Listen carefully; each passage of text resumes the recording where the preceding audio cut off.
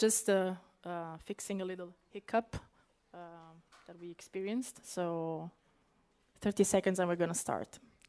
Thank you for your patience. Okay.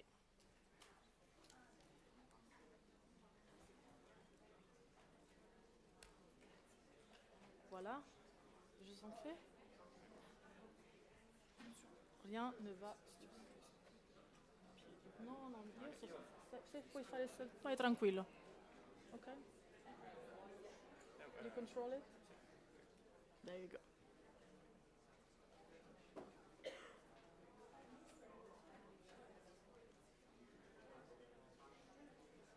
Siamo pronti?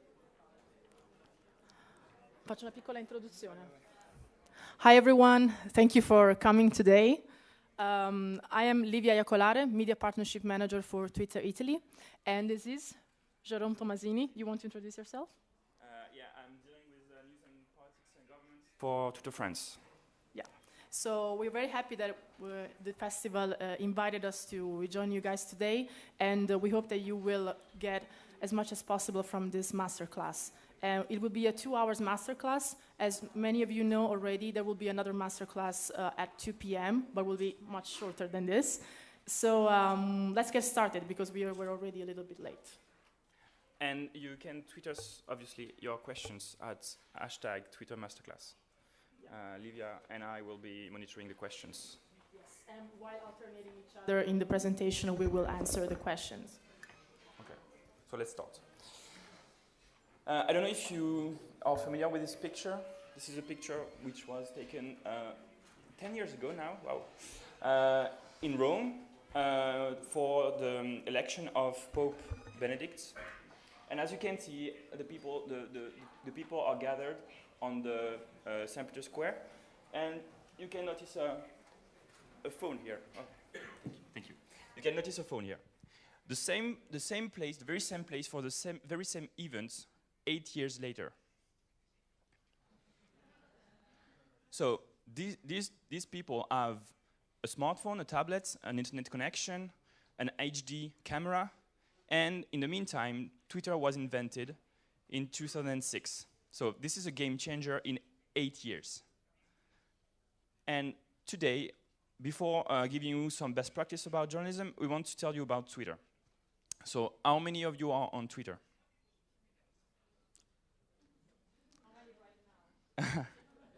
Not bad. So there are several characteristics that are very specific to Twitter. First, Twitter is real time. And for that, I want to show you these pictures from historical events. Before, we used to experience these events through the filters only of journalists. So the moon landing, the fall of the Berlin Wall, or the Tiananmen Square.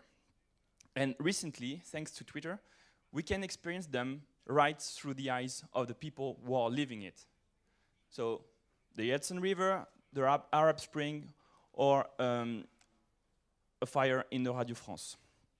And this is the people in the events sharing what they are living. In January, unfortunately, a terrorist attack happened in France, in Paris. And these tweets are related to this event. They are the first tweets sent about that. It was by iTélé, which is a French news on air TV channel, and it was 11:35. 3 minutes after that, a Parisian, just heard gunshots in Paris, and he didn't watch iTélé, but he tweeted about that. He's not a journalist. Several minutes after that, another Parisian, which happened to live next to Charlie Hebdo headquarters, snapped this picture, which is a crime scene. He's not a journalist. Oh. What? I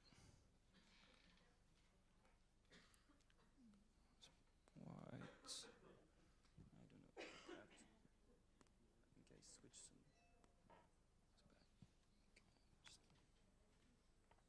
It's done, you know. It's stuck. Yes, stuck. Come on. The screen just froze.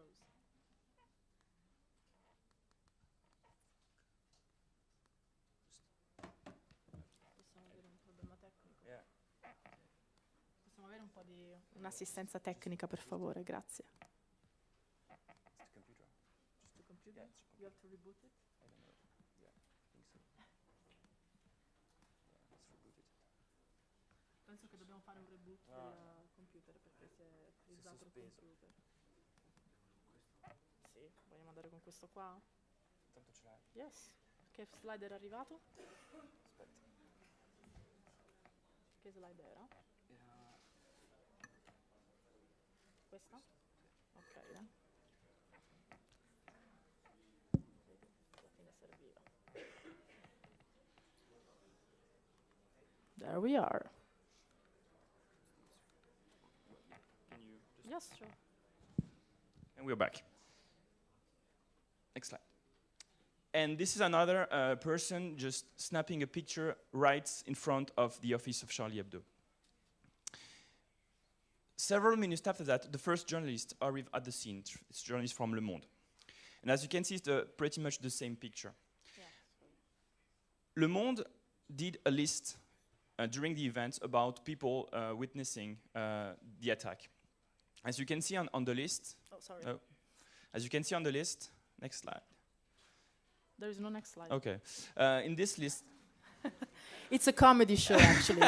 you didn't know that. It's all planned, and it should be exactly like this. So, and you're laughing, so it works. So it's perfect. And in this list, there are journalists from Le Monde, obviously, but also journalists from other medias and bystanders. It's a good way, and we'll see that afterwards, to curate sources. Okay. Next slide. Twitter is conversational. This is a big dimension of Twitter. And as you can see on the next slide, Je suis Charlie, you're probably familiar with this motto, was tweeted by someone as a picture. There is no text, there is no hashtag in this picture. And this person just tweeted like this. And immediately after that, people asked him if they were able to share it. Yep. And he said, yes, feel free to do it. Yep. And you see that newspapers, soccer clubs, international news organizations just keep sharing this image. Oh my gosh, it's my computer as well. I'm joking. So yeah, just maybe. Okay. Yeah. And the last dimension of Twitter is public and widely distributed. This is maybe the most unknown feature, the widely distributed part. This is a picture, and this is a drawing by Plantu, which is a very famous press drawer, and he drew something to pay his respect to his colleagues. As you can see, this tweet was retweeted more than 32,000 times on Twitter. And it was viewed on Twitter more than 2 million times, which is pretty huge. But if we take into account the embeds of the tweets, it was embedded in more than almost 70. Just too fast. It's too fast? Yeah, you're too fast. More than 70 news organizations embedded the tweets, and it was seen 22 million times. Okay. Really? Maybe no, I have to do it because we got stuck. As you can see it. So you have a very huge impact outside Twitter when you tweet, even as a journalist. You see, it's not me. And finally, Twitter is global. This is the conversation about Je suis Charlie, tweets with the hashtag Je suis Charlie. And as you see on this map, the conversation started in Europe, obviously, and then spread to the whole world. Few figures about Twitter usage in the world. We have 288 million users, active users, so people who have an account and connect at least once a month to it. But it's not just about that. We have 500 million unique logged out users on the Twitter page. So people who have not a Twitter account, but who still consume Twitter data on Twitter. Not just outside Twitter, but on Twitter. Users are mainly now outside the US, and they are using Twitter and consuming Twitter mainly on mobile. So this is very important when you, as a journalist, create your tweets. You have to envision that they will be consumed on a small device. So they have to be catchy. You have to grab the attention of the people, even though you create your tweet on desktop. And finally, 500 million tweets are sent per day, which is huge. And we'll share with you some tips to filter the noise in these tweets. So Twitter and journalists, this is the main subject of today. There are 4 dimensions that you can leverage with Twitter. So to detect news, to report it, to distribute it, and to engage with your audience. These are the 4 pillars of Twitter for journalists. The first and the major one is to detect. As we see, there are 288 accounts. This is 288 sources for you to exploit. So the basic part, and it may be trivial, but it's really important, is you have to curate your following. You have to be very strategic about who you follow. The second part is to create lists. You have to invest time in creating lists because it will pay off in the long term. And then you have to know how to search the tweets. Go ahead. So optimize your following. First, you have to customize. So follow every one of your sources, follow institutions, follow the people you talk to, follow the accounts related to your subjects. So you have to search for them. Second, follow your colleagues in your news organization, follow your counterparts.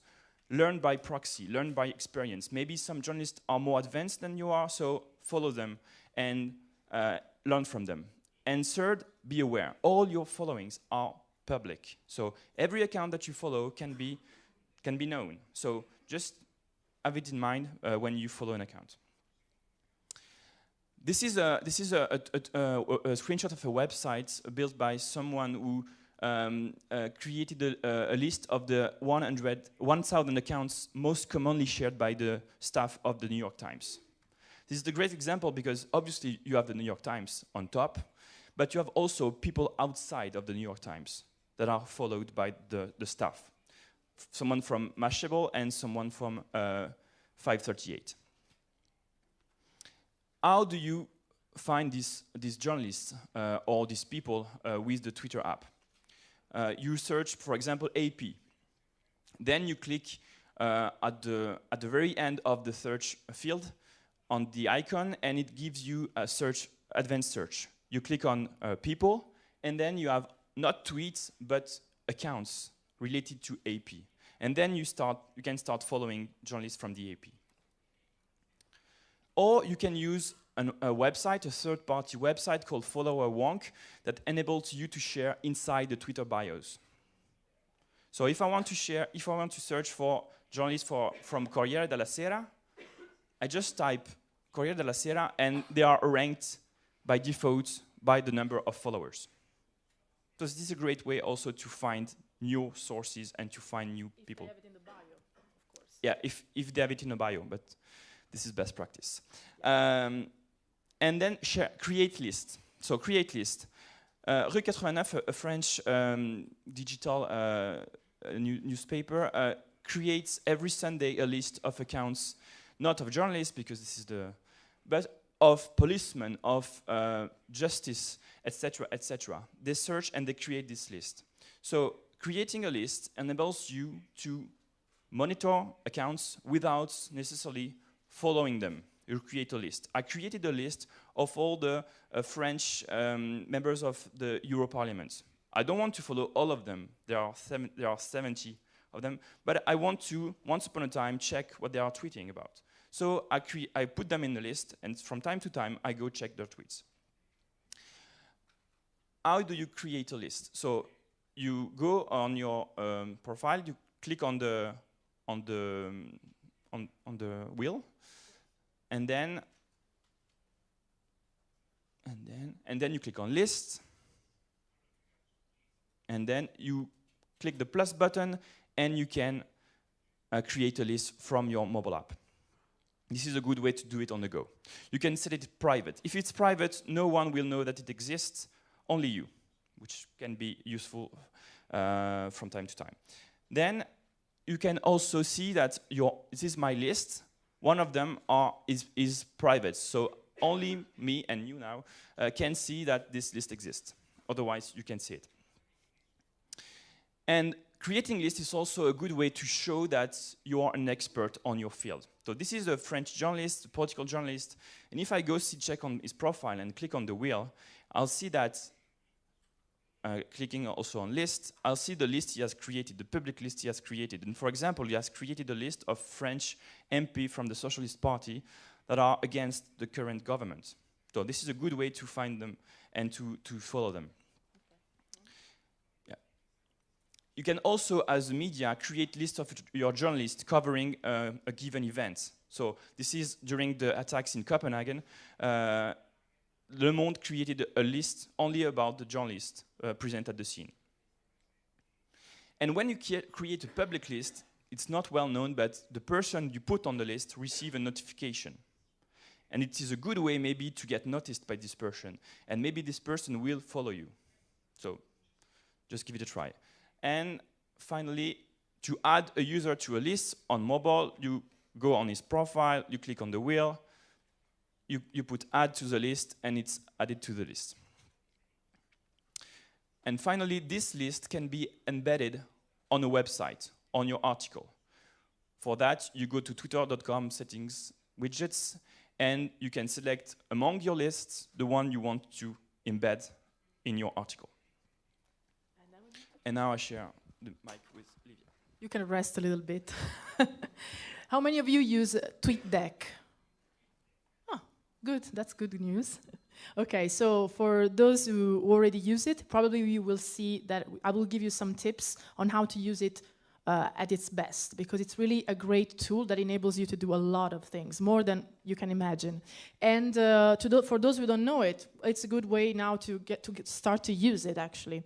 So TweetDeck, it's a platform that Twitter has acquired a few years ago, and it allows you to monitor keywords and specific keywords, and it's really, really useful for editorial teams.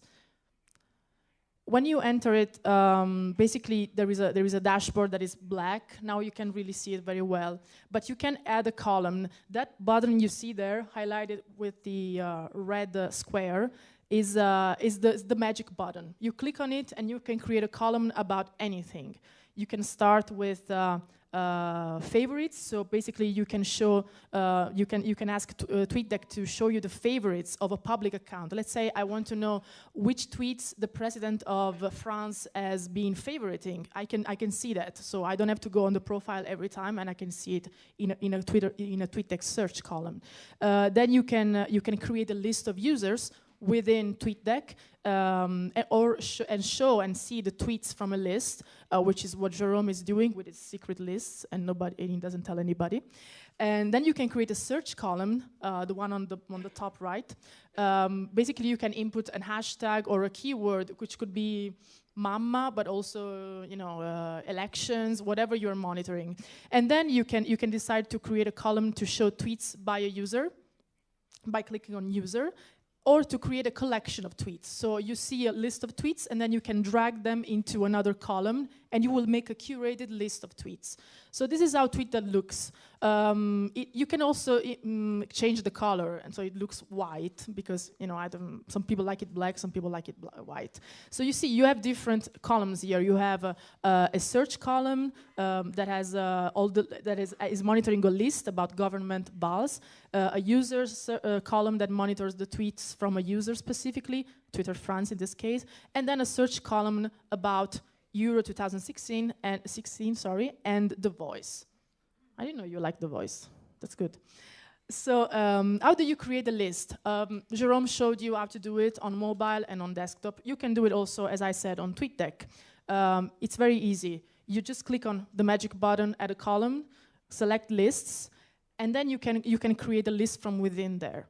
When you create a list, you are requested to decide whether you want to make it public or private. We want to make them public. Why not? because we can help other people in this way. Because lists are searchable on Twitter, so if you create a list, people will be able to search for it as well. So when you, after you have selected whether you want to make it private or public, you can start searching for the usernames you want to follow within the pop-up window, and you will be prompted some suggestions. Like I searched for Monde, and then I got Le Monde as the first suggestion. It's also a verified account. That's why you see it on top of the list. And you can create your own list. So you just add them to the list, and then you will start monitoring them effectively. And how do we search on Twitter and on using TweetDeck as well? Most people, they just use the basic search terms. But actually, there are many search operators available on Twitter, and they are fantastic. Like you can search specific things within a certain time range with certain characteristics. So, for example, you can combine many search operators within the same column on TweetDeck. Let's say, for example, we want to see all the pictures, all the tweets about the International Journalism Festival with images sent by Jerome. We can do that. We can create a column that only gives us these search results. Let's see this example. This is a common, search. Let's say we are inputting a popular hashtag, and we have a lot of, of results coming up. How can we filter them? You will notice that on the top right, there is a little button with some stripes and dots. It's a settings icon. You click on it, and maybe you can see it better here. You will see that you can input different filters to this search. The content filters is really important. It's the one you have to pay attention to. You want to see, for example, in this case, all the tweets that contain the hashtag Je suis Charlie. And if we expand the content filter, we will see that TweetDeck allows us to see not only all the tweets, but also tweets with images, tweets with videos, tweets with vines, tweets with any media, tweets with links. So we can create a filter that only shows us the tweets with that hashtag that contain a picture. And also we can say, I want to see all the tweets in French, or in Bengali, or in Cherokee, if you are interested in that language. And this allows you to create a specific filter for each language. Again, you can tell TweetDeck to show you only tweets that are not retweets, so to exclude all the retweets, because they create a lot of noise sometimes, so you don't want to see them appearing all the time in your timeline. And also you can create a filter by users, which is also really important. You can filter by verified users, so show me all the tweets with those characteristics sent by verified users, so which will be probably journalists, public figures, and anybody who is verified. Or you can tell TweetDeck to show you only tweets by a members of a list with those characteristics, of course, or specific users. And again, here you can input your list so that we will go search within it.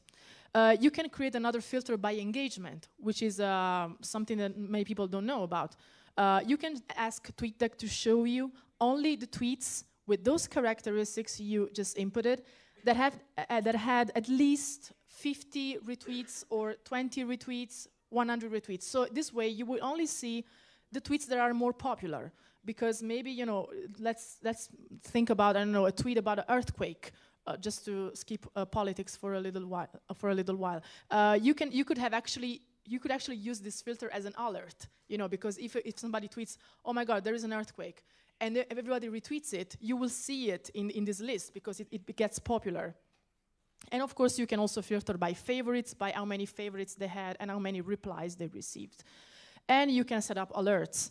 So let's say I want to be notified with an audio, alert. You can select that if you want. And again, you can disable it. And of course, you can also decide if you want to have small previews of images, big previews. That's up to you. So, for example, another good thing is that you can search in the past, because Twitter now, recently allowed people to search also in the past, also on TweetDeck. So you can say, for example, I want to see the tweets that are about Je suis Charlie that have been sent between this timestamp and this other timestamp. And also there are tools like these fantastic tools that I didn't know, and I discovered through Jerome, called Epoch Converter. This one basically converts a date into a number. So let's say I want to know all the tweets about, Je suis Charlie that have been sent from this date on. So I go on this website, I input the exact date, even the seconds, if you want to know that. And you will be able to get back to the first person who tweeted with that hashtag from that time on. So who was the first person who tweeted about Je suis Charlie using that hashtag after the event? You can go back and see it exactly. So this is going to be very useful to you. And you can take this number that this website generates and put it into the content filter on TweetDeck. So it will give you, an exact timestamp for that. So, for example, for Je suis Charlie, we will see that 52 days ago, Thierry Pouget was the first one to use the hashtag Je suis Charlie for that specific event. And the other usage of Je suis Charlie was by a guy who tweeted like 161 days ago, but he was talking about a movie, so it was not related to the event. So you can search up to the second, as we said. As I said, you can search within a city. So let's say you input in the content filter near Rome, near Perugia. You will see all the tweets that have been tweeted, sent in Perugia. You can search somewhere specifically. You go on Google Maps, you input a place, let's say Place de la République or Colosseo, if it's in Rome. You will see a pinpoint on that place. You click you right-click on it. There will be a menu that says more info about this place. You click on it, and you will see that Google will give you a geocode. You have to basically copy this geocode. You see there is an example there, geocode in this format, latitude, longitude, radius. So I want to see all the tweets that have been tweeted from there, but within 1 kilometer, let's say. Basically, you could have a filter that shows you only the tweets that have been sent in a square, if you want to do it. So that's really interesting. So as I said, geocode, you copy it in that format, you copy it in the content filter, and you will see it. Check the source. Of course, that's really, really important, because Twitter is just like any other information source. It's something that requires verification, requires attention. So we don't have to take anything that comes from Twitter as true by default. We always have to verify, because you guys are journalists. This is your job. So, of course, we have the verified badge that allows you to certify the authenticity of an account for some people and for some public figures. But how can we make sure that we are really doing our job well? Let's take an example related to TweetDeck, for example. This picture, for example, it looks like a picture that has been taken from a mobile phone, no? Because it's somebody, tweeting a picture from the... and it looks like he's really tweeting from a mobile device. But actually, if you go and check, you will see that it has been published on TweetDeck. And TweetDeck is not for mobile phones, it's just for desktops. So this is just a little trick to show you that you always have to see also from which device a tweet has been sent, because there might be differences. And again, you can use Twitter. You can have TweetDeck in your newsroom. There are newsrooms at L'Equipe who use it. They have a big monitor, creating filters on Twitter and showing it and using them for the daily job. You can also enable notifications from a specific account.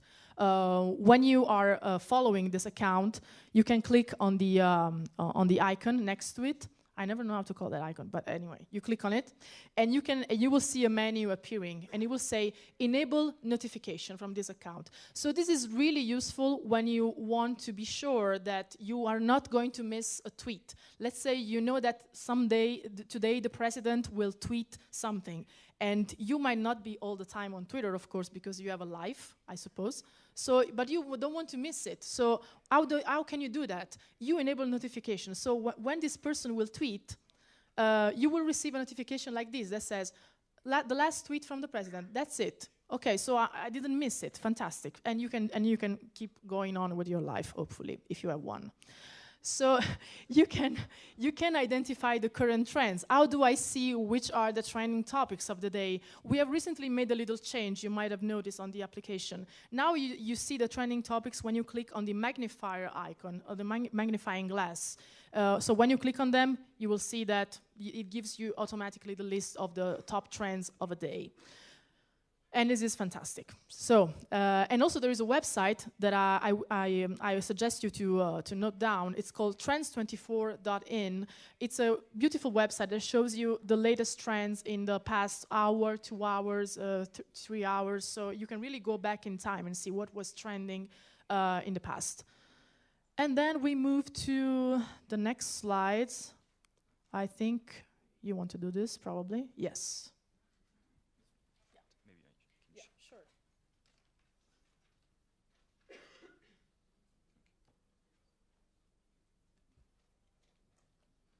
Are you bored? No. Okay. That's good. Just checking if you're alive. Okay, cool. So, until now, you got value out of Twitter without really tweeting. Now it's time to just jump into the arena and tweet. So, 3 dimensions. You have to introduce yourself. This is fairly basic, but some journalists don't share that they are journalists. Then tweet, and then live tweet. So, introduce yourself.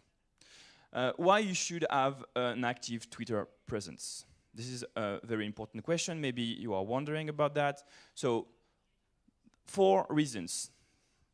First is that when someone is looking up your name on Google, there are very high chances that your profile will come on top. If you're very famous, you will have a Wikipedia page. If you're not that famous, you will have your Twitter page. So, have a Twitter account. Second, you can be noticed for your work. This is a journalist from BuzzFeed, a correspondent in Ukraine, and he got noticed by the CEO of Twitter, who is telling the word, and he's 2 million plus followers. Go check this journalist. He's really doing a very good work. Third reason, you can also promote your media and promote your colleagues. And fourth reason, you can also use the audience that you will building to promote causes or engagement that are really important to you. This is a French anchorwoman who is promoting an operation by the Ministry of Defense for the war veterans.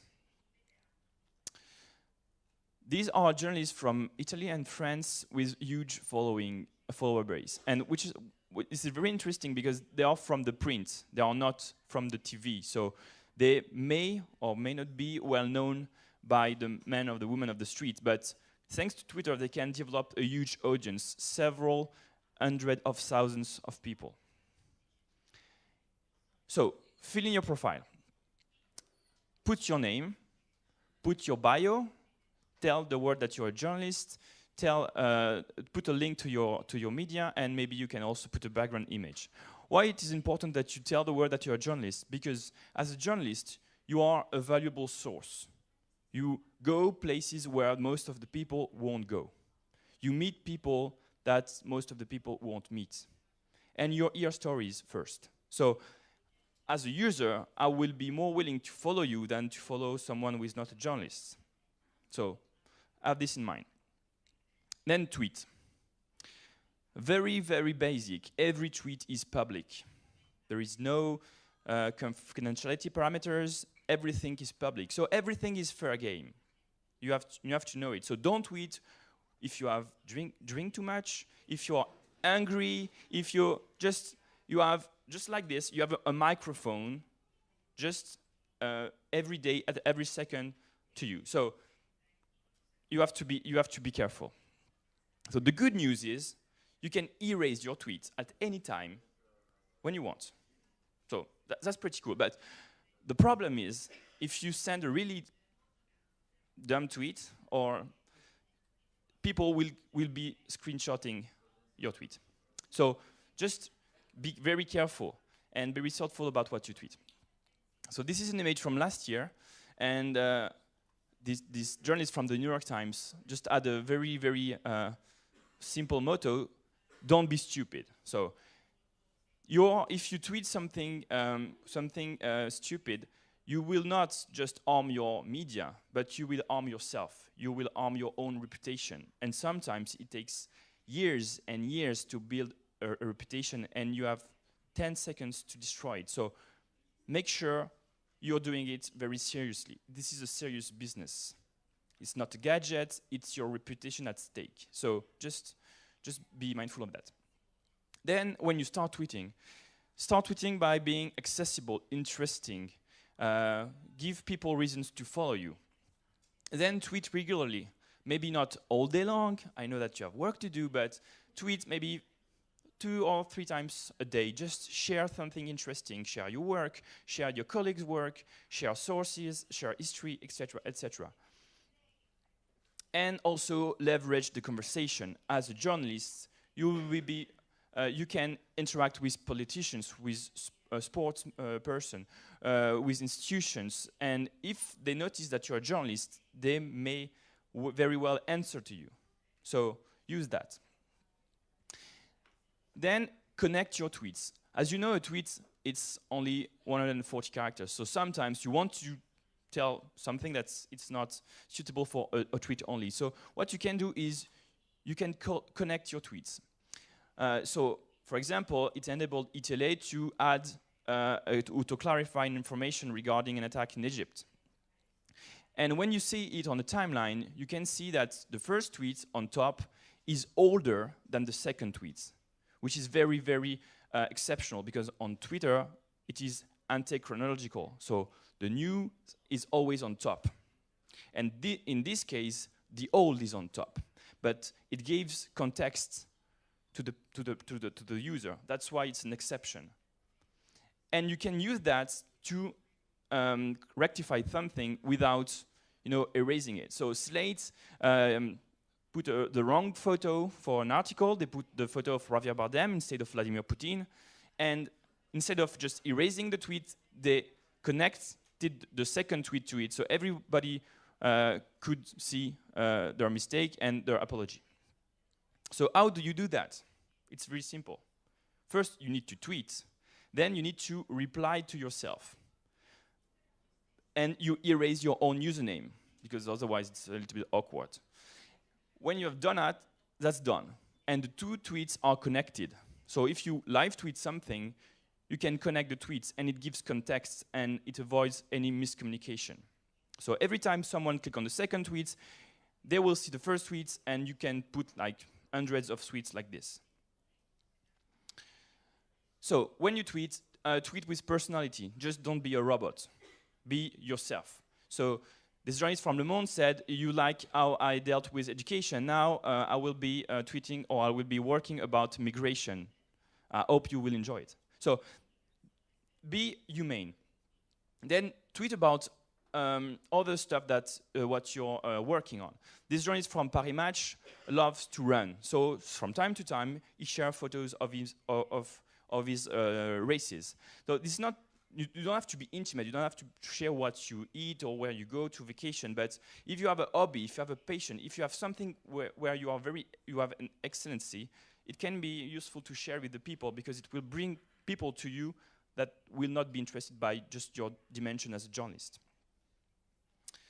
For example, this journalist from Nieman Lab tweets about Rolling Stone and Mad Men. Tweet also your reaction. Nico Saliagas, journalist and also host to The Voice in France, learned that his friend, the Greek singer Demis Roussos, died, and he was the first to share the news. So as a journalist, you also be at the center of the breaking news. As a journalist, you also can give compliments to your fellow colleagues. Fabrice Arfi from Mediapart congratulated journalists from Le Point and Libération about some news that they broke. You can also rectify and make your voice heard, because this is your microphone. So every time you may be at the center of a controversy, you can use it to make your comment public. And as a TV journalist, you can also thank the audience to watch your show or to read your articles. And finally, you can also just tell the world about your own news. If you move to a new newspaper or a new show, just tell the world. Use your Twitter account for that. So breaking news. Obviously, as a journalist, you will be trusted with what you tweet. So when a journalist from the New York Times tweets about the death of an executive from Nintendo, immediately tweets got retweeted. So you don't have to put an hashtag, you don't have to put a link. Just because you are a journalist, the people will trust you and will use your tweets to share the news. But you can also put a username if you want to give some visibility to your media. It's up to you, it's up to your media. Or you can also add a link to generate traffic for your media. It's really up to you. But even if you don't put an hashtag or a link, anyway, you can still embed your own tweet in your article, or your own media can leverage your tweets to enrich his piece. So anyway, anyway you win. And you can also, as a journalist, and I think this is the ambition, you have to see yourself and to use Twitter to become the best in your field. This is the ambition, because this is a public platform, and your account will be with you all your career. And every time you will move, you will hold your followers. So let's become the best, I don't know, journalist in politics. So this journalist from the AFP tweet about an article by a journalist from Le Figaro. And even if it's not his own corporation, he knows that people are following him because he's a political journalist. So people are interested in politics. They just not are interested in AFP only, but in journalists. So as a proxy, he gives them great content to consume. Same here. Share articles even outside your own media. And Recode has created an hashtag called must-reads, where they share the best content that they find on their competitors. Because they are not afraid. They know they are putting great content, and they want their followers to know also that there are great content outside. It shows strength. It shows that you are the best. So feel free to do it as well. Promote your account, promote your journalists if you are if on your main account. Promote the list of your journalists. If I'm interested in a radio as Europe 1, I want to know who is behind this radio, who are the journalists behind it. I want to connect with them, I want to follow them. So create lists, as we said, and share it. And also share great accounts to follow, because it will strengthen the loyalty I have to you and to your accounts.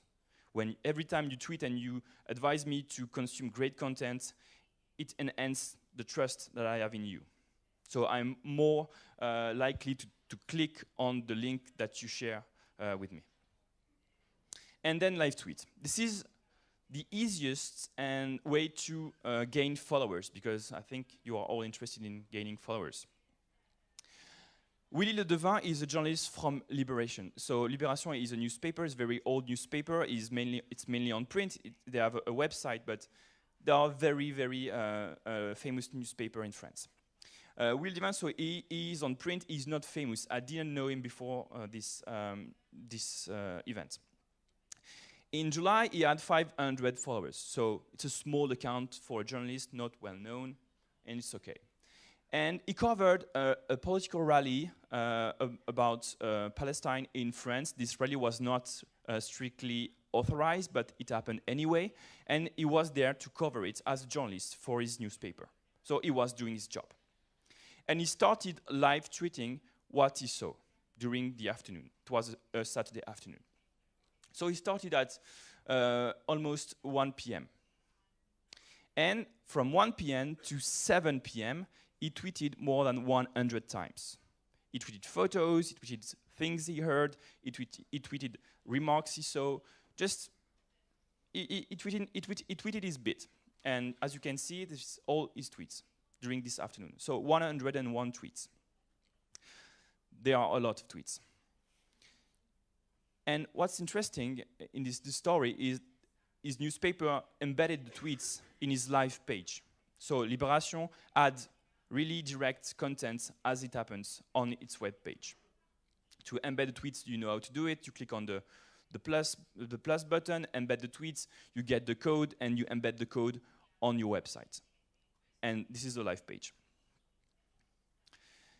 Libération, the newspaper, told his audience, 1+ million followers, to follow this journalist who was covering the news.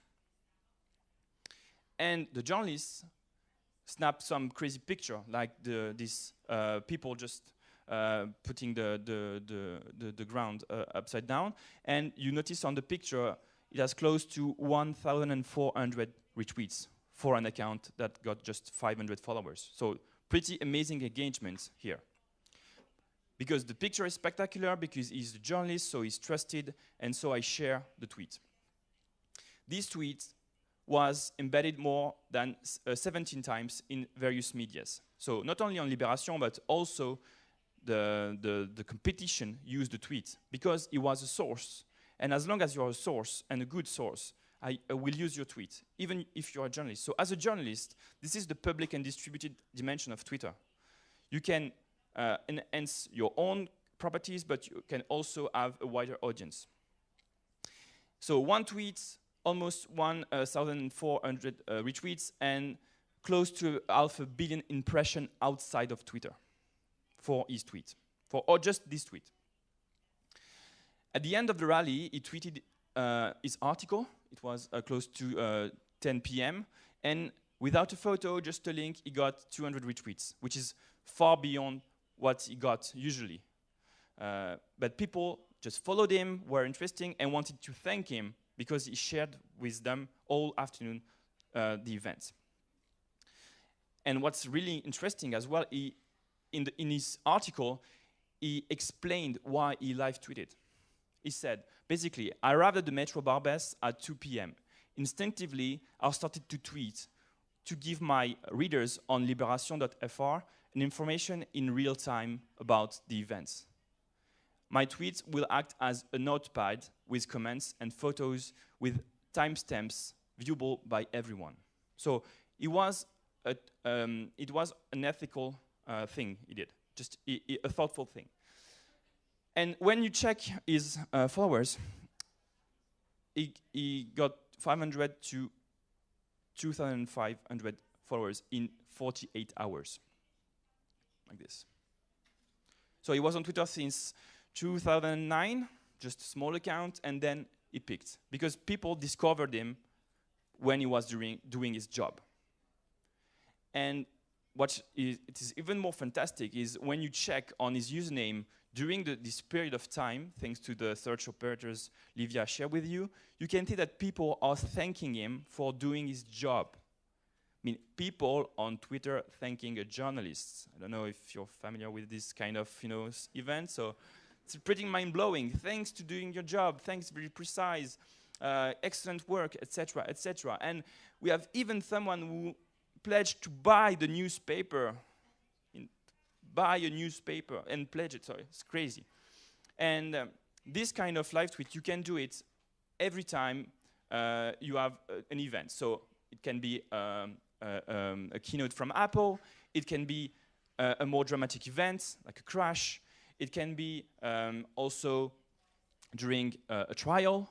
It can be also during a conversation with someone famous that happens to be in your newsroom. It can be also during a ceremony. Anyway, every time you can bring the people with you in the event that you have access as a journalist, you can live tweet. So, if it's, be relevant. Don't feel as Willy Ledevin obliged to tweet everything you see. Just tweet the most engaging, the most impactant. And use quotes, use picture, and also use videos. And if you have to use an hashtag, make it simple, so people can track the conversation. Maybe it can be the location of the event. Also, have in mind that it may be best to have an external battery in case your phone dies. Be prepared to check the spelling of the name and the username of the people that will be present during the scene. beforehand. And also you can compile all the tweets in the collection, and we'll see afterwards how to do it. Relax. So, let's do this. We'll do it from here? Okay. Okay. So fancy. So now we go to the distribution part, which means how do we make sure that our content is picked as relevant, and how can we improve our tweets, and how can we enrich our website with curation, with curated content. First off, let's start with highlighting your account. We want to make sure that even when we send an email, like a simple email to anybody, they know that we have a Twitter account. These are very simple tips, but believe me, not everybody does that. So ensure that people know that you have this channel that is open to anybody. So even put it in your signature if you have a signature in the email. Also, make sure that the newspaper you write for or the blog you have has always a follow button on it. You can create buttons just by going on twitter.com/buttons, I think. That's the URL. And you can create easily a button in like 2 seconds.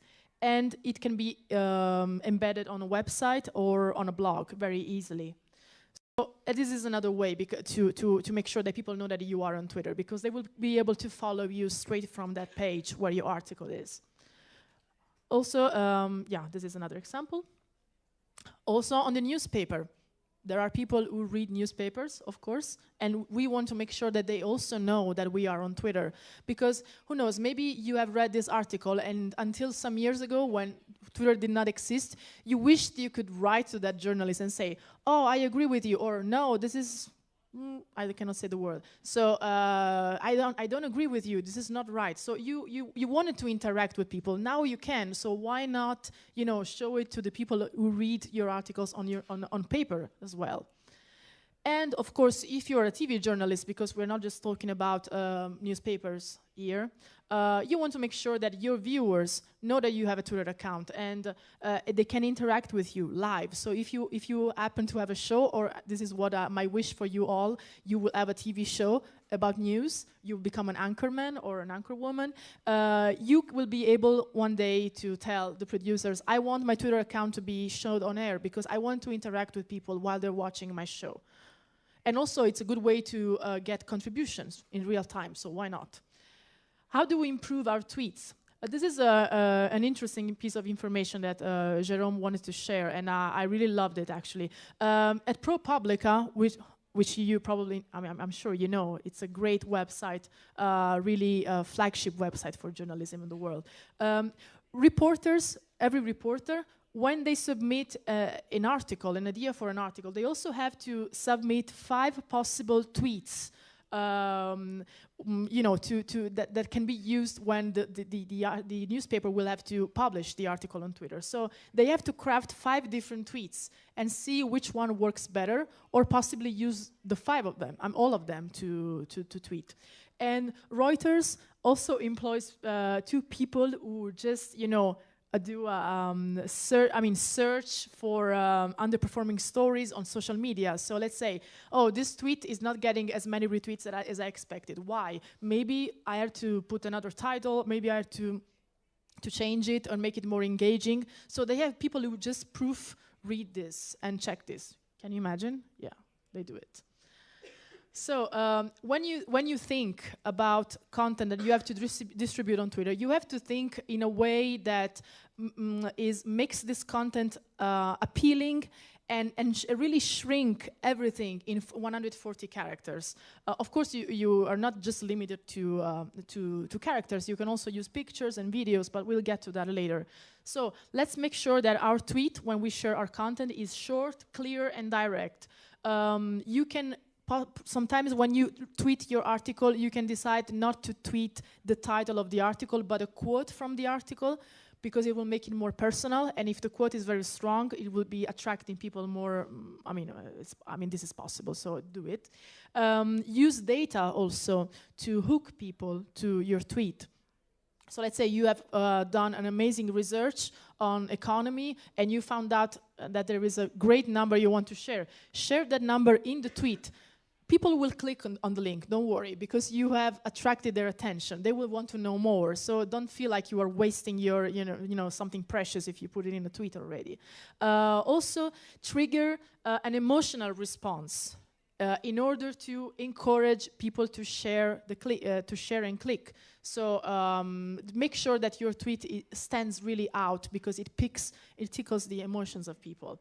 And also mention people. If you interview the Prime Minister, don't just write his name, mention him if he's on Twitter, because this will attract his attention. It will attract the attention of the people who follow you and him, because they will see it in the timeline. So these are really very effective tips. And when if you have done an interview here at the festival, make sure that in the tweet you are putting also the hashtag of the festival, because people will go on your blog, read the interview you did to Jérôme, for example, if you're interested. He's available. I'm his booking manager, and you can add the hashtag, so people will know that people who are following that hashtag will know that there is live, interesting content from this event. Grab the attention. Another thing you can do, you can take a screenshot of your article on a website and add it to as a picture to a tweet, and probably highlight, maybe in a nicer way, if I have to say, but you can find a way to highlight it so that people really, it really catches people's attention, because tweets with picture have a higher engagement rate, between 25 and 30%. So you should really do it if you can. Also, try to tweet the same article more than once, but with different words, with different angles, different perspectives. This is a great example. The first one is really more enticing, because you see, it's like he got kicked out of both of Nirvana and Soundgarden. Who is this guy? I mean, I'm curious. I want to know. And in fact, it got for 500 and more retweets. So the second one was just the title of the article, and probably didn't work as well, because you see that it was not as engaging. So just try to publish the same content, but with different angles. Also, reshare. If you have already shared your article multiple times, it's a nice best practice to put a hashtag. In this case, in France, they use rediff to say rediffusion. So this is a republishment of a Twitter that I have already published before. It really helps it's a sign of respect also towards your followers. And also, when there is a great event, let's say somebody wins, Jared Leto wins the Golden Globe. Oh, wow, you happen to have interviewed Jared Leto 2 months ago. Why not republish this article and this interview? You can do it. You can use the relevant hashtags. In this case, Golden Globes, Dallas Buyer Club, and show people that you have great content about this, and it's something valuable that they can find interesting, because of the timeliness of the news. Also, enrich your tweets. These are interesting figures. We've done some research internally. We found out that tweets with photos have a very high engagement rate, about between 20 and 30%, so 27% approximately. Yeah, and 25% on for quotes. So tweets that contain quotes from people. They can also be pictures, not just the quotes within the 140 characters, and also numbers. So figures like percentages or whatever you want to share. Yeah, this is a great example of figures that are being shared with the audience. And again, this one as well, using also some characters or the emoticons, which we don't have here, but emoticons are another way something that you can add to tweets to make them more engaging. And again, for example, in this case, we have this journalist reporting what he overheard in ad break during a show. He reported what this guest of this talk show was saying during the ad break, which was something that probably nobody else could do. So very interesting. And again, you can add images because they are media forward. So when people follow the timeline, they will see them standing out. And that will really add more possibilities to make the tweet engaging. This is a great example. The guy we saw before, the journalist, he tweeted again the same quote, but he added a picture. Of course, it's a blurred picture. It's not really like a super high definition picture, but you can see that it made the difference because it got far more engagement than on the previous tweet. And this is another great example of an image with a quote. So you not only have the image of Dilma Rousseff, but also a great quote that really stands out. Offbeat, this is so amazing. If you have access to some special content, let's say you are attending a special press conference and they are going to share some great materials, this is something you should share right away on Twitter, if they allow you, of course. So share photos of surprising news or something you have just found out. This is another great example from the Senate. And again, another great example. Teasing, you have done an interview and you are in the interview, I mean, probably not all of you, but because most of you are students, but you will do an interview for a TV show. And you will want to tease this interview and grab a screenshot, publish it, and say, "Hey guys, this is here is a little sneak peek of the interview that you will see tonight. Just tune in." Of course, this is George Stephanopoulos. He got more than 3,000 retweets, but we are going there. We are all getting there. So another thing, share the making of. So I am interviewing this person, this great, amazing public figure, and I want to share the backstage photos, the backstage material. Twitter is a great place to do it because that's what people expect. They want to see things from your point of view, and this is the value of sharing things on Twitter. The daily routine, you have a great example here from TG2 Rai, just to show also some Italian examples.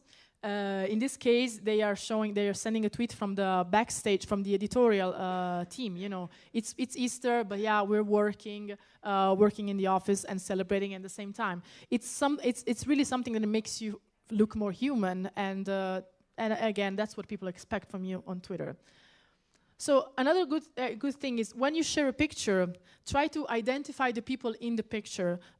This will also help you save some characters from the tweet because now you can tag pictures. So you see, we publish this picture and there is a button that says, "Who's in this photo?" You can click on it and you can add people. So all the people who are in the picture or just people whose attention you want to grab. So let's say maybe there is you want Justin Timberlake to see this picture. You can tag him too, maybe even if he's not in the picture, but it's a way to attract their attention. And again, you know, you can when you tag people on a picture, they will receive a notification, so they will see that they are being tagged in a picture, and you can tag up to 10 people in on each photo. And again, this is a notification example. Also, yeah, this is another good example because in this case, this account has been tagged, and so he started following this account because he found it interesting. You can add up to 4 pictures to every tweet. You know, a photo takes 22 characters in the composing window, but if you share 4 images, you will still be using 22 characters instead of 88, because otherwise, who wants to tweet 4 pictures? So you select the pictures by accessing your camera roll, and there you go. You can also use it in a funny way, like a puzzle, or you can show only one part of the picture, and put 3 other pictures that are black. If you want to tease people and say, "Look, guess where I am." So you just put one picture, and then the others are hidden, for example. Just funny ways to use it. Also, did you know you can shoot native videos within the Twitter app? Probably. How many of you have done a 30-second video on the Twitter app? Just you. You're amazing. So I'll buy you a coffee later. How can you do this? It's really, really easy. You click on the camera icon when let's say you want to tweet and you want to add a picture. You click on the camera icon as if you wanted to add a picture. Actually, you will notice that beside the camera button, there is also a video camera button. If you click on it, you will be able to shoot a video up to 30 seconds, which is really, really amazing because publishing video was not possible until a few months ago. So at the beginning of the year, we implemented this feature. So let's say, and the cool thing is that to use this video recording tool, it's really, really easy. You just have to press the button to record and not touch it if you don't want to record. So I don't know if there is any video example. Yeah, but there is not the animation. But basically, when you push the button, it records. When you don't push it, it doesn't record. And you can make different clips. So let's say you want to do a clip of 4 seconds, 5 seconds, 10 seconds. You can rearrange them by dragging and dropping them to set a different order. And you can also select a video that you already shot on your mobile phone, and you can shrink it into 30 seconds. And you can edit it basically within the app. So really great feature. When you do it, the video is attached automatically to your tweet. You cannot tag for now, but who knows, maybe in the future. And then the video is attached to your tweet. And this video is media forward. So when people scroll the timeline, they will see the video player. They will only have to click once on it, and they will play the video. So no more clicking through 3-4 times in order to see a video. And there's a great example here. A Twitter native video, as the slide said, is self-expanding. So, unlike other video players like the YouTube players, which doesn't appear in the timeline, it's not media forward. The Twitter video, which you see below, is media forward. So this makes a big, big difference, believe me. Better visibility and more interactions. So these are some examples of how to use the native video. You want to do a teaser, say, for example, oh, follow me because I'm going to live tweet from this festival, from the journalism festival. So tune in at 2 p.m. for my live tweeting. You can use it to do teasers, to do some teasing, for example. In this case, we don't have audio, but that's what he says. He's not talking about the journalism festival, but he says that. You want to do this? Yeah. So this is curation. This is collection. How many of you do know collection, Twitter collection? So this is really not well known, so you'll learn a lot today. So collection is the ability to collate tweets. You are familiar with list. List is about accounts. You create list of accounts. A collection is a list of tweets. So this is a great way to editorialize a list of tweets. So it can be the tweet of the week, it is a transcription of a live tweet, or anything. You create your own topic and you compile the tweet. The second vantage point, the use of the collection is that while you're doing your monitoring on TweetDeck, you can create content by just drag and dropping the tweets inside a column. That this column will be embedded on your website. So you don't have to do the monitoring and then the curation afterwards. You can do both at the same time during the events. So you save time. And speaking of saving time, you only have to integrate the code once on your web page if you want to embed the collection. So far, you have to embed a tweet put the code every time you want to embed a tweet. So it's really long. You embed only the code of the widget, and then you update the widget inside TweetDeck. You add tweets just inside TweetDeck. So no more code inclusion. So how do you create a collection? This is only via TweetDeck. You create a column, you click on collections, you create collection, and then this column appears on your TweetDeck. I had a first column about a search about the World Cup last summer. And now I will give a name to the collection. So World Cup, a description, the best tweets about the World Cup. And I will just have to drag and drop the tweets inside the collection to just select them and immortalize them. When you're done, they will appear like this. And the oldest will be at the bottom. So if you want to do a list by chronological order, and if you want the people to see the oldest on top when they check the collection, put it at the end. So the oldest goes at the bottom. And you cannot reorder the tweets. So if you have to have a specific order, you have to think about it before putting the tweets in the collection.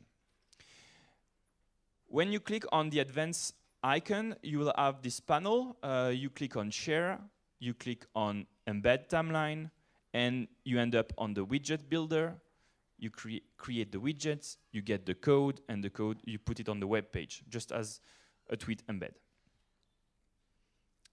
For example, Europe 1, a radio station in France, during the last local election, put the widgets on the live page. So they put the code once, and then they updated during the evening, the electoral evening, inside their TweetDeck account.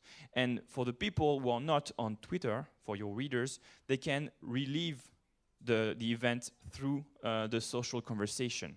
They are their journalists, they are politicians, other journalists, people, etc., etc.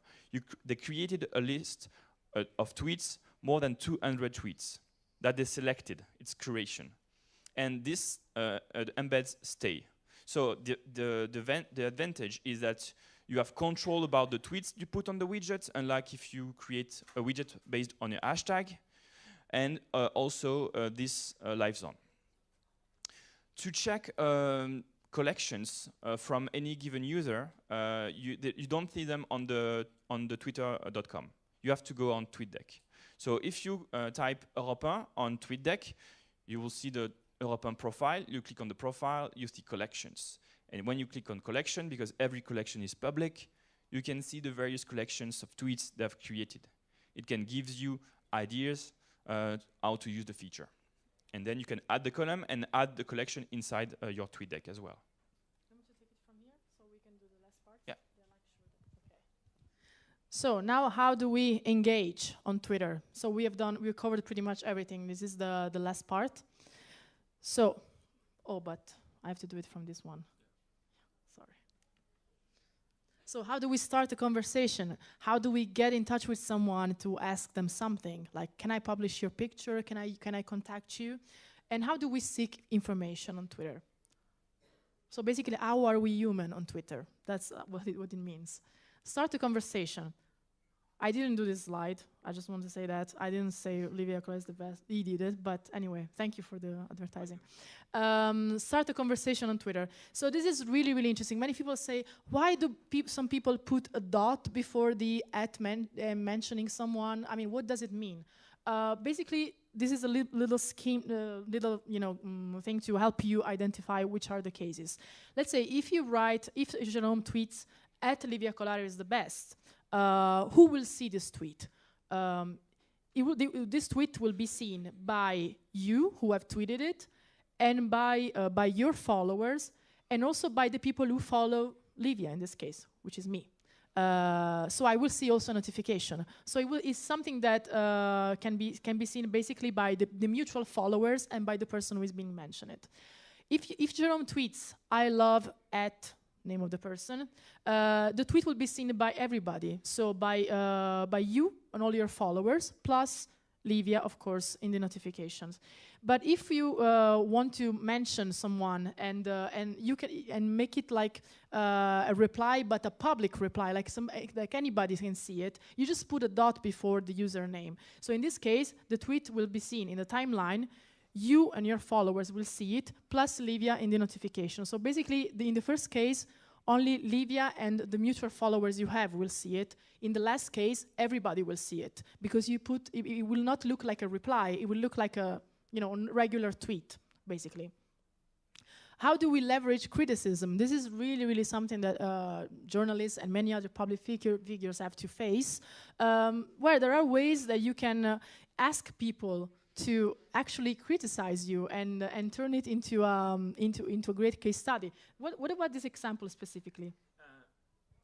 It's a Canadian example. This person is an editorialist for the Globe and Mail, and he wrote about the Stanley Cup, the Hockey Cup, and he got really great, strong criticism about his editorial. So he decided to use the tweets and the comments and to do a video where he replied to the people in video. So you can reply on Twitter, but you can also leverage the tweets as a material to create content. Yeah. Thank you, I didn't remember that case. So get a deal. How do we ask somebody to give us their content, or probably a way, how can we make sure that we can contact people who are being witnesses to events we are covering, for example? Simple ways, we ask, of course. In this case, somebody took a picture of a snowstorm in Nice, and Metro Nice, the newspaper, asked this person, by introducing themselves, of course, bonjour, always, can we use this beautiful picture because we want to, publish it on our website? And this person said, of course, no problem, use it, go ahead. So, some people just take pictures and they use them, but it's always important that we create a connection with someone. So ask always if you can republish content published by other people. This is another great example. This witness was using a Uber car service, and basically there was a strike in the city on that day, and the taxi drivers and the people who were striking were protesting against the Uber drivers, and they were basically vandalizing the vehicles. And this person was a witness of the situation.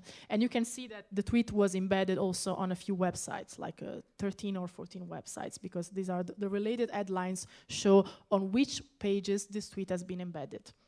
So this person keeps tweeting, like it's kind of a live tweeting.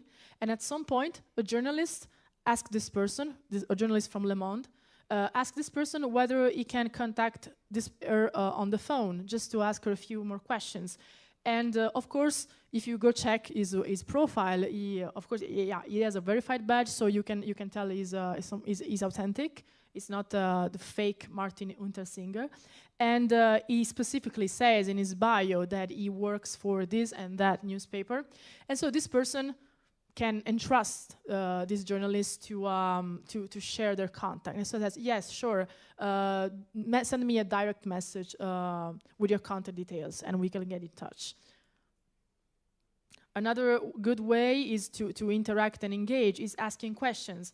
In this case, a correspondent for France Radio Internationale, look at my French, correspondent in Germany, asked, how is it possible that somebody can be a chancellor and or minister and stay also deputy at the same time? Is this not, there is not separation of powers? So it was just a legit question he asked on Twitter, and he got an answer. And the answer said, it's just like in the United Kingdom. You can, if you want to be a minister, one has to be a deputy, or that he has to be nominated at the Chambers of Lords. So he got a real-time answer to his question, to his doubt. How do we seek information? Like information in this case, I mean, how do we seek information that is relevant to us, and we want to ask something to the biggest audience possible in this case. So this journalist, Isabelle Kumar, has an interview coming up. She will interview Senator John McCain, and she's like, do you want me to ask him some questions? I will be able to relay some questions to him. So send me your questions for Senator McCain with the hashtag #AskMcCain, and I will bring them to him and go ahead. So, and she got a lot of questions from people, like, oh, can you ask him whether he, the U.S. should have boots on the ground in Iraq, or very, very interesting questions. And then she collected the most interesting ones, and she said, thank you very much for the questions and the retweets. So I will ask these questions when the time comes. So it's a great way to crowdsource also questions for interviews, let's say. Again, this other journalist asks his audience to notify him whether there are news and information that seem to be neglected or that are not being explored as they should be, so that he will be, developing these stories. So it's another great way to discover content that is not being reported properly and can be, actually a good piece of information. And then again, he gave an hashtag in order for people to send him the questions. Again, there is a reporter on the ground at the Super Bowl. He's there. He has access to all the most important and relevant people working within the Super Bowl organization. So he's like, I'm there. If you want to send me some questions, I can ask people here because I'm here. I have this privileged access to this event, and I want you to be with me and ask questions to these people. And he just launches this hashtag #AskMalo. Another great example, in this case, is The Guardian. We will be able to take NSA questions today, so send us your questions with this hashtag, and we will forward them to the people we're going to interview. And then go further. Yeah, let's go further. So, important things, keep your account safe as journalists, because as I said, when you tweet something, people will trust you.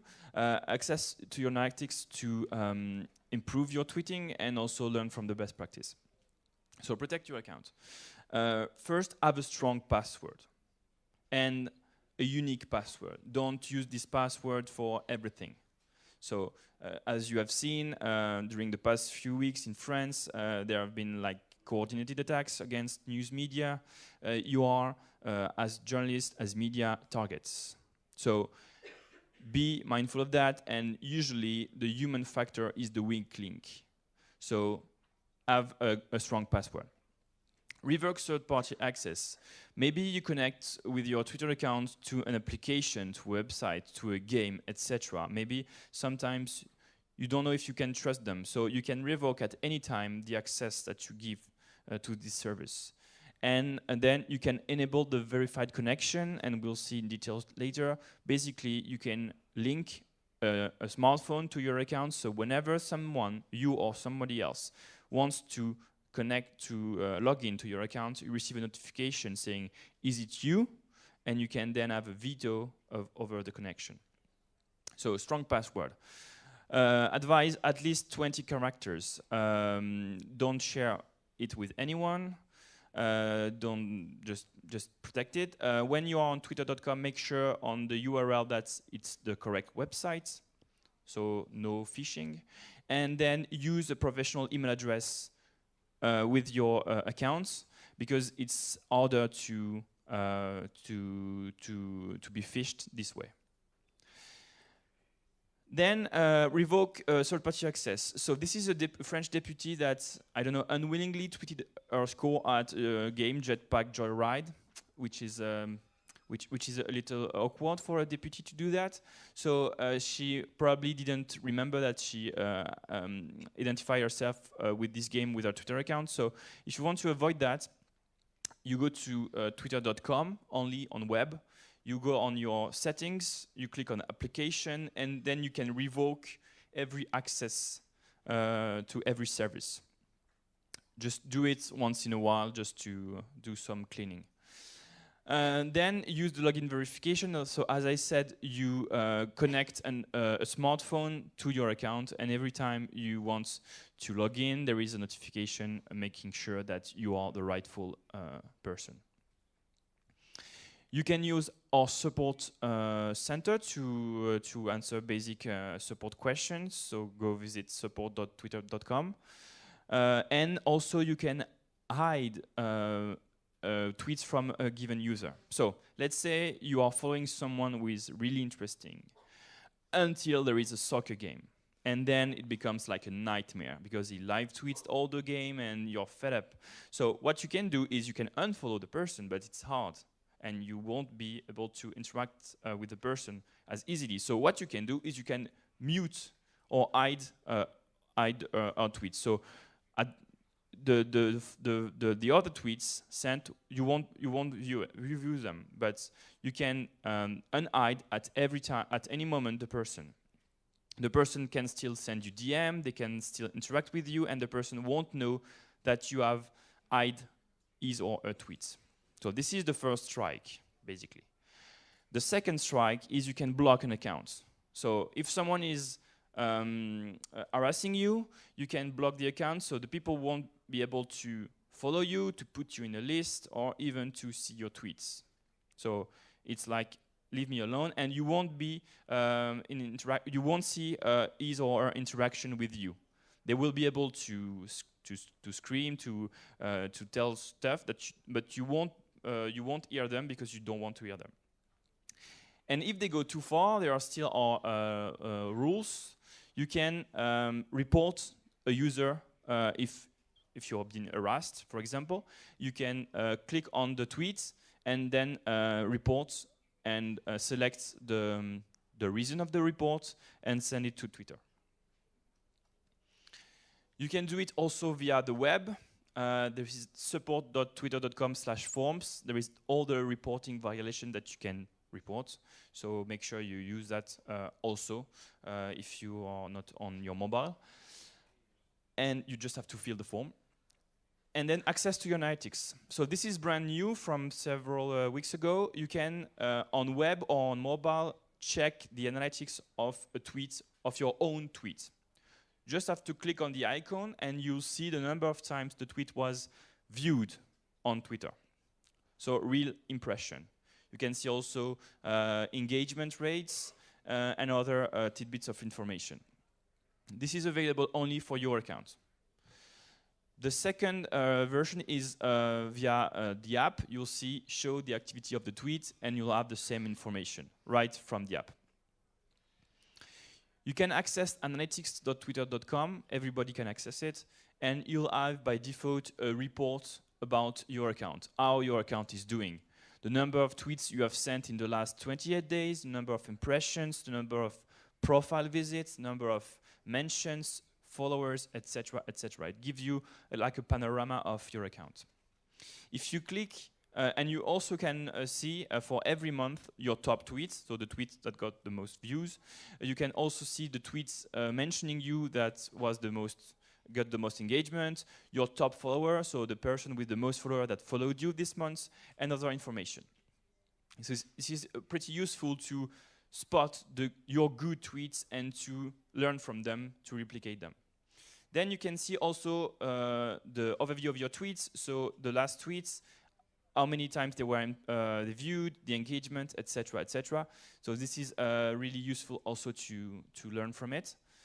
You can see your follower growth and the location of your follower and what they are interested in. So other types of information that can improve the way you tweet. And last thing, you can download your archive. So all the tweets you have ever sent, you can download them. You go to your settings, you click Request My Archive, and you download a HTML file. This file is accessible offline. You can search by keywords, and you can search by dates. So if you want to check what you tweeted last year, the very same day you can, and it's really easy. It's all your retweet and tweet. Best practice. One website, media.twitter.com/news. So the best practice that we shared with you today, you can find them there. You can find also a user case and great stories. So I encourage you to check this website.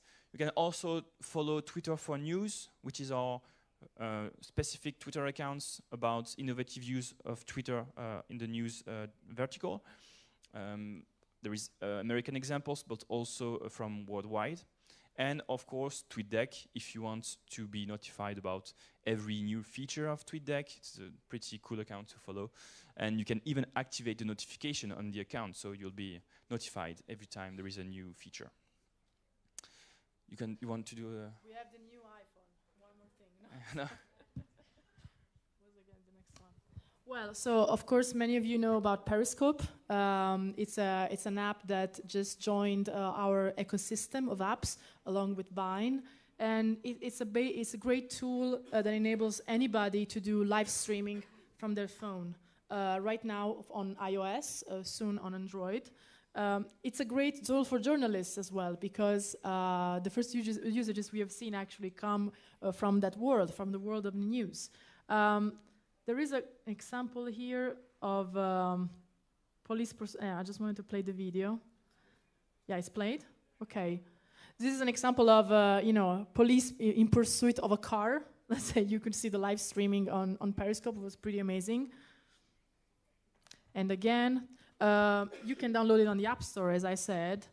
And start a streaming, it's very easy. I don't know if you have it now on your phone, but try it right now if you want. Starting a streaming is very easy. Basically, you are prompted to choose a title. So what are you seeing right now? And you can, basically the title will be key. You have to choose something very relevant. You can also put hashtags and mentions in this title, because you can tweet actually a link to your Periscope on Twitter. So the title will become your tweet. So make sure that you write it in a very smart way. And as again, this is a great example of a Periscope shared on Twitter. So basically, if you enable the Twitter icon here, which is a little bit off the screen right now. Oh no, something happened, guys. Yeah, I want to show you live, actually. Yeah, we want to do a live test. So bear with us. Are you using it, by the way? Who is using Periscope? You, I mean, I love you. It's like we are going to be best friends. And again, so have you seen any interesting usages of a Periscope so far, like on TV or anything good? You're doing a lot of great streams. Backstage BBC, yes. Personally, I love to watch how it's being used on TV, because I mostly focus on TV in my daily job, entertainment. So we have had great experiences on Ellen DeGeneres, the show in the US.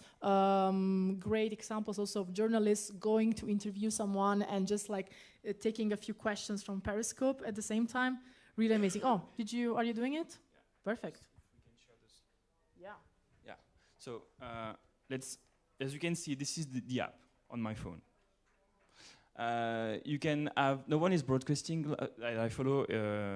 You can. Yeah. Should I do it? Yeah. So I will do it. So you can follow people on Periscope just as you can on Twitter. You can also find the people you follow on Twitter and find them on Periscope.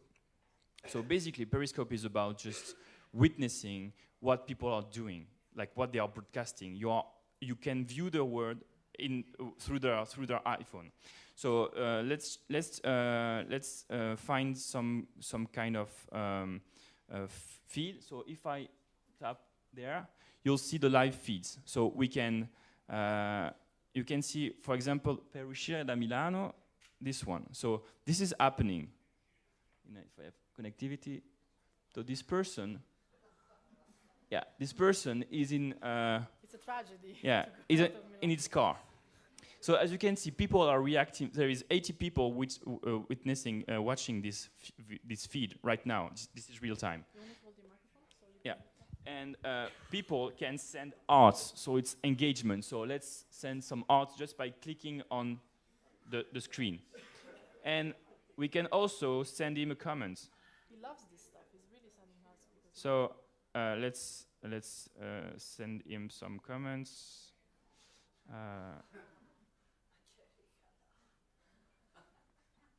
Here we go.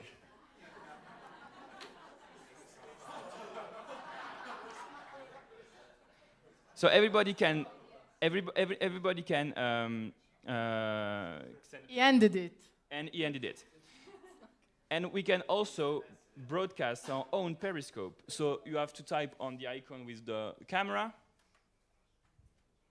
I'll say Masterclass. You type you can type a hashtag or everything you want. Mm-hmm. You can share it with you see the tweet icon. You can make it private if you want by clicking on the lock. Or you can also click on the icon with the people to just enable your people you follow to comment. Otherwise, everybody can comment. And then you share the broadcast. So it will tweet on my account, and everybody will be able to see you, actually. Let's see the comments you get. So we have 0 people for the time being. Oh. So everybody who follow me got a notification. So, and they can hear us. This is a test, by the way. And they can hear us, so 8 people, and they can comment. Please comment. Please comment. Send hearts. Thank you. And so you can imagine that it's really great to just, this is so meta now. Hello, hi. Thank you, Emilien. So they can ask questions, they can put comments. You can use it for Q&A, for example. So you're interviewing someone. You can use it to show something happening live. It's new. It's like 2 weeks old. So as journalists, you can just play with it, be creative, and find the good ways to leverage it. Hey. Try to create a format if you can. So, for example, even now at the, are you looking at me? No. Okay. If you are now, if there are amazing people here to interview. You could just grab your phone, and go to them and say, "Can you answer to this question?" Like you could ask the same question to like 50 people, as a famous guy already did on Twitter. No, sorry, on YouTube. It was not on Twitter. And you can create your own little format, and replicate it by interviewing people here at the festival. Start today because it's now it's as Jerome said, it's 2 weeks old. So there is a lot of time for you to explore and exploit all the features that it has. Can you stop it? And when you stop the broadcast, you can upload it if you want. So it will be available in replay in Periscope for 24 hours. And you can also have it on your iPhone. Yeah. And you'll be able to share it elsewhere as a video. Yeah. So as we can see, we got like 100% retention. So everybody stay with us. They didn't leave. We got 25 viewers. We broadcasted during less than 2 minutes, but when we compile all the minutes from all the viewers, it's almost 20 minutes. But we can, it's not showed. Okay, and that's it. Okay, that's it. Yeah. Absolutely. I think we have a little time for questions, probably roughly 15 minutes. So we try to answer a few on TweetDeck, but please let us know if we can answer any other question live from the audience. Somebody can help us with the microphone. Oh, yeah, thank you.